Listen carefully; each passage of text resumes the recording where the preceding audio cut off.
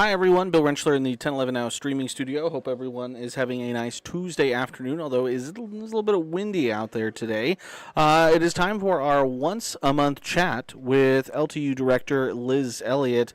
We're going to welcome in Liz. Thank you for joining us. We last spoke, Liz, in January when we were dealing with some pretty rough winter weather, but since then, it's been pretty nice. Since then, I almost thought we were early summer. It's been great. I've enjoyed it. I guess the groundhog may know something after all. And I bet your guys' road crews have probably been itching to get back out, but they haven't had anything to do. They've been working hard away at potholes and just our traditional summer maintenance. So we're getting ahead on some of those projects. Yeah, we skipped straight ahead to pothole season there after that rough stretch in January. But today, usually when we're talking about things that are above ground, whether it's the roads, street lights, things like that. But today, we're actually going below ground, and you guys are working on replacing lead pipes here in Lincoln. Yes, I was so excited that we were able to announce this a few days ago. It's a new multi-year lead water service line replacement. And this is where we're going to come to private homes and businesses and replace any service lines or lead contaminated lines. So just a health and safety community for all our residents. And so this is something I think obviously the biggest example of we see everything that happened with Flint, Michigan and stuff like that. We're not there, but obviously we want to replace as many lead pipes as we can. So what exactly is going to be replaced? If someone at home is like lead pipes, where do we even have lead pipes? What are we talking about? The good thing is there are absolutely no lead on the city's water system. So the city's water main that you see on the left side of this photo that I'm showing, there's no lead parts there. So what we're talking about are the privately owned service lines, which are smaller pipes that connect to the service and run into some home. And that's recognized and noted here on this photo in kind of a red-brown color. That's what we're talking about. The cities are main to the water meter shown on this photo. So not necessarily city pipes, but we're talking from the city pipes into people's homes. This obviously sounds like digging up pipes and replacing them sounds like a gargantuan project. This is something that's going to take time. So I guess because the next graphic here, can you kind of walk through the timeline, where we're going to start, how long this is something you think it might take? And you're right. This is not going to happen overnight. This is going to be a 10-year program. We want all lead or lead contaminant service lines out of the system 2035. In this first phase, so starting this spring, we are looking at doing a minimum of 200 replacements in that track A area.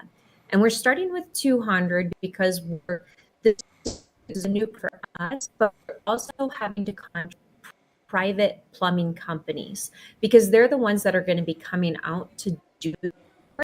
So we're going to work together. We're going to see what that is. So our goal for this year is a minimum of 200 starting there in the North Bottoms area. After that, the goal is 500 service lines each year. And once we're done with the North Bottoms area, we're going to go to the two that are with track B and track C. Essentially, this is the Salt Creek area and near the Antelope Valley. And we hope to get to those two areas 2025. But a 10-year project, so this is just the next 3 years. We're going to see more information, more areas targeted once we get to 2026 and beyond. That is correct. We have to start somewhere. Unfortunately, we can't do them all at once. Some time to go through, we complete the inventory.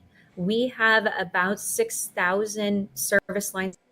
No, good idea what that material is. Still another 4,000 or so that we have no idea what material those service lines are. Going to those areas, determine the material and add them to the list if they are lead service lines. Okay, and so we kind of touched on it, but why is this program important to Lincoln?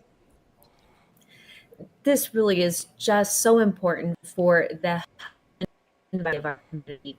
Lead exposure impacts everyone, but in particular, pregnant women and the elderly. So this is a community-wide benefit, and really it's just the right thing to do, and we're happy to be able to do this at no cost to.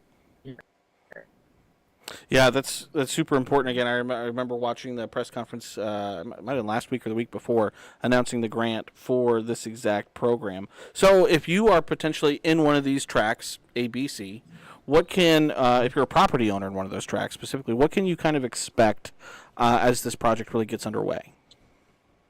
If you have property in the area that we're working in, you will receive transportation and utilities. That your property's in the area, it'll also give you some additional information. If this is something you are because this is voluntary at this point, it's not mandatory, then we would be asking that you allow our to have access to inspect it, to complete the ask you to send a photo of your line, right?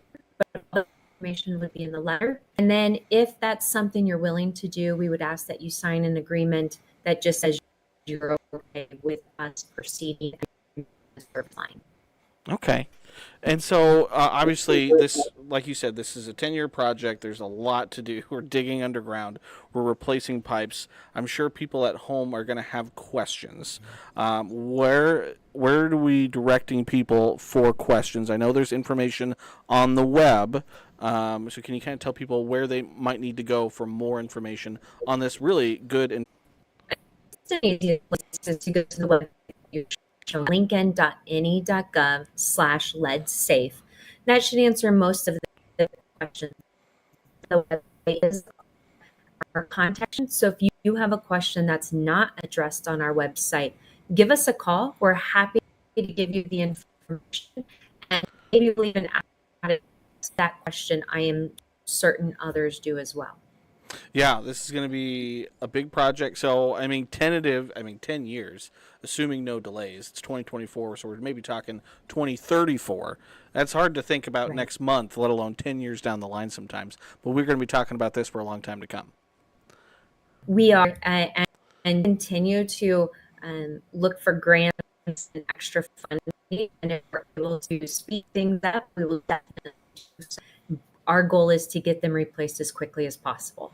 Awesome. Well, Liz, again, this is a super good program. People definitely need to know about it. So, again, good that we're getting the word out. Again, this is just getting underway. Is there anything else you want to say or make sure people know about before we let everyone go today? We encourage everyone out our website. There's a lot of good information on there. And if you do have any questions, let us know. Our plan is to have a Let's Get, and we appreciate everyone's support. Awesome. All right, Liz, thank you so much for your time today. You are a busy person, so again, happy that you carved out a few minutes for us to chit-chat, and look forward to talking to you again next month. Again, we're going to get ready for road construction season here before we know it. Again, the grass is already green, the tree pollen's high. Outside doesn't know what season it's supposed to be. Thank you for having me. I appreciate it.